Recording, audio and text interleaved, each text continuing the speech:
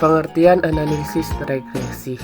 Analisis regresi merupakan suatu metode atau teknik analisis hipotesis penelitian untuk menguji ada tidaknya pengaruh antara variabel satu dengan variabel lainnya yang dinyatakan dalam bentuk persamaan matematik ataupun regresi. Terdapat dua jenis dasar regresi, yaitu regresi linear sederhana dan regresi linear berganda.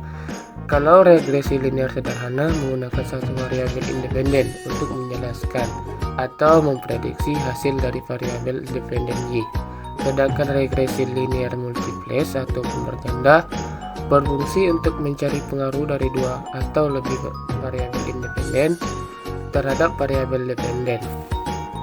Dengan demikian, secara sederhana dapat dikatakan bahwa apabila kita ingin mengetahui ada tidaknya pengaruh satu variabel X terhadap variabel Y, maka digunakan analisis regresi sederhana. Sementara apabila kita ingin mengetahui pengaruh dua variabel X atau lebih terhadap variabel Y, maka digunakan analisis regresi linear ganda. Manfaat menerapkan analisis regresi. Analisis regresi digunakan hampir pada semua bidang kehidupan, baik itu dalam bidang industri, pemerintahan, engineer, ekonomi, dan lain sebagainya. Dan berikut ini beberapa manfaat yang bisa didapatkan dengan melakukan penerapan analisis regresi, yaitu yang pertama, membuat estimasi rata-rata dan nilai variabel tergantung dengan didasarkan pada nilai variabel bebas. Dan yang kedua, menguji hipotesis karakteristik dependensi. Dan yang ketiga, meramalkan nilai rata-rata variabel bebas yang didasari nilai variabel bebas di luar jangkauan sampel. Kemudian jenis hubungan regresi, yaitu ada 3 bentuk hubungan regresi, antara lain yang pertama, hubungan searah atau positif. Hubungan searah diartikan apabila perubahan variabel X akan mempengaruhi variabel Y yang searah, atau jika variabel X bertambah, maka variabel Y bertambah pula, dan sebaliknya. Contohnya, hubungan antara penghasilan dan pengeluaran konsumsi. Yang kedua, hubungan bersifat kebalikan atau negatif. Hubungan dua variabel dikatakan mempunyai hubungan yang bersifat kebalikan atau negatif apabila perubahan variabel X akan mempengaruhi variabel Y pada arah yang berlawanan. Artinya, apabila variabel X bertambah, maka variabel Y berkurang atau sebaliknya. Contohnya, hubungan antara usia kendaraan dengan tingkat harga. Dan yang ketiga, tidak ada hubungan. Dua variabel dikatakan tidak punya hubungan apabila perubahan pada variabel X tidak mempengaruhi perubahan pada variabel Y. Contohnya, hubungan antara konsumsi pangan dengan tingkat gedungnya. Ada dua bentuk diagram analisis regresi, antara lain metode 1, metode diagram berserak atau the scatter diagram. Dua variabel tersebut digambarkan di dalam diagram berserak sebagai berikut. Variabel X digambarkan pada sumbu horizontal, sedangkan variabel Y pada sumbu vertikal. Selanjutnya, titik pada diagram berserak merupakan variabel X dan Y berpasangan dengan metode bebas freehand metode. Metode diagram berserak ini mempunyai kebaikan, yaitu sederhana dan mudah, namun mempunyai kelemahan. Karena garis regresi digambarkan dengan metode bebas, maka hasilnya sangat subjektif. 2.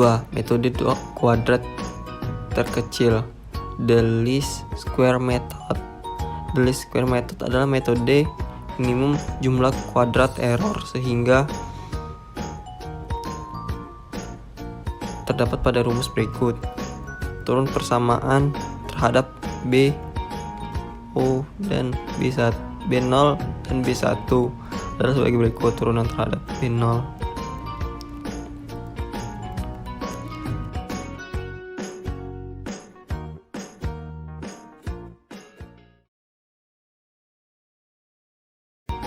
Rumus analisis regresi sederhana.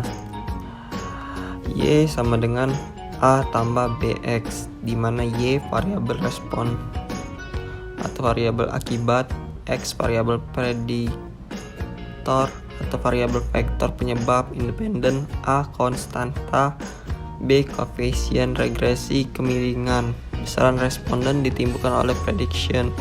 Nilai-nilai A dan B dihitung menggunakan rumus di bawah ini. Berikut ini langkah-langkah analisis regresi linear sederhana. 1. Tujuan dari melakukan analisis regresi sederhana. 2. Identifikasi variabel vektor penyebab prediction, variabel akibat respons. 3. Pengumpulan data. 4. Hitungan X pangkat 2, Y pangkat 2, X, Y, dan total masing-masingnya. Hitungan A dan B berdasarkan rumus di atas.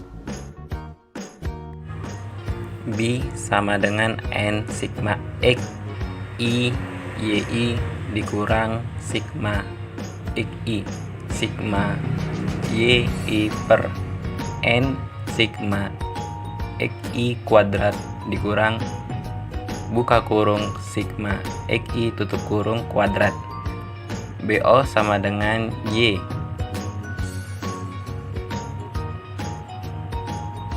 dikurang buka kurung B dikali X bar tutup kurung.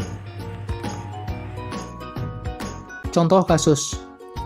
Pada contoh kasus ini bertujuan memprediksi jumlah cacat produksi jika suhu ruangan tidak terkendali. Kedua, menentukan variabel penyebab dan variabel akibat. Variabel penyebab kita simbolkan dengan huruf Y, yaitu suhu ruangan.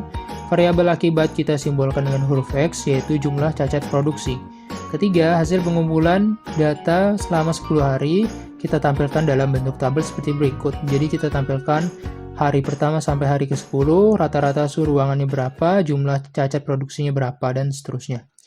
Kemudian berikutnya kita menentukan nilai yang pertama sigma X dan sigma Y, yang kedua sigma X bar dan sigma Y bar, ketiga sigma X kuadrat dan sigma XY, keempat buka kurung sigma X tutup kurung kuadrat, kemudian mencari nilai BI dan BO.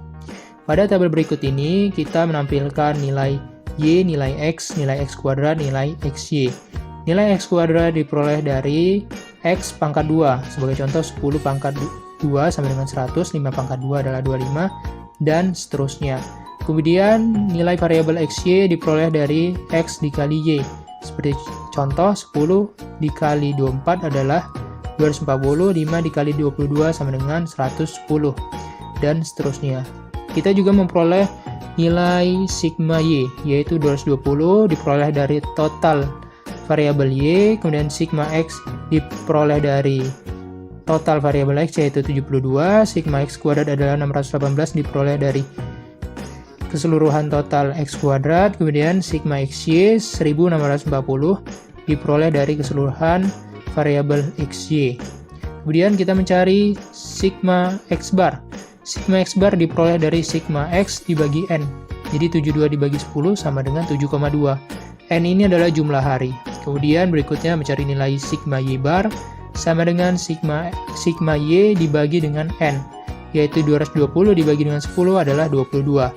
Buka kurung sigma X tutup kurung kuadrat diperoleh dari sigma X pangkat 2, yaitu 72 pangkat 2 sama dengan 5184. Berikutnya mencari nilai BI. Nilai BI sama dengan N, yaitu 10, dan sigma XY yaitu 1640 dikurang dengan sigma X yaitu 72, sigma Y yaitu 220 dibagi dengan N yaitu 10, sigma XY kuadrat adalah 618 dikurang dengan buka kurung sigma XY tutup kurung kuadrat yaitu 5184. Kemudian kita kali, kemudian dapatlah hasilnya 16.400 dikurang dengan 15.840 yaitu 560, kemudian 6.180 dikurang dengan 5.184 dapatlah 996, kemudian dibagi dapatlah hasilnya 0,562. Itu untuk BI. Kemudian untuk BO diperoleh dari Y bar dikurang dengan BI dikali X bar. Y bar itu 22 dikurang BI yaitu 0,562 dikali dengan X bar yaitu 7,2. Dapatlah hasilnya 17,9536. Dan kita peroleh nilai BI dan BO. Kemudian berikutnya kita memprediksi variabel X. Misal, jika suhu ruangan 30 derajat Celcius, jadi ini nilai variabel Y, kira-kira berapakah jumlah produk cacat, jadi berapa nilai variabel X. Nah, pertama kita perlu menentukan nilai Y. Y sama dengan BO ditambah BI dikali XI. Jadi BO-nya adalah 17,9536 ditambah dengan 0,562 dikali XI-nya adalah 30, yaitu dapat dari suhu 30 derajat Celcius. Kemudian Y sama dengan 17,9536 ditambah dengan 16,86 sama dengan 34,8136. Kesimpulannya, jika suhu ruangan 30 derajat Celcius, maka diprediksi akan terdapat 34,8136 produk cacat, atau jika dibulatkan yaitu sekitar 35 produk cacat, yaitu jumlah variabel X-nya adalah 35. Kemudian memprediksi variabel Y.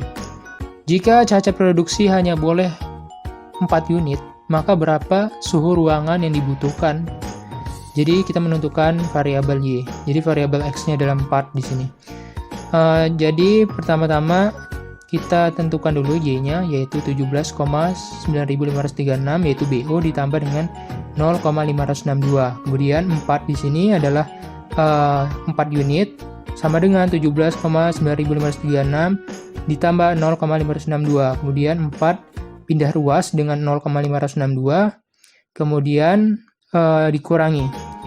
dikurangilah 17,9536 dikurang 4, dapatlah XI sama dengan 13,9536 dibagi dengan 0,562. Dapatlah hasilnya 24,8284. Kesimpulan, agar produk yang cacat kurang lebih hanya 4 unit, dibutuhkan suhu ruangan berkisar 25 derajat Celcius. Jadi nilai variabel Y-nya adalah 25 derajat Celcius.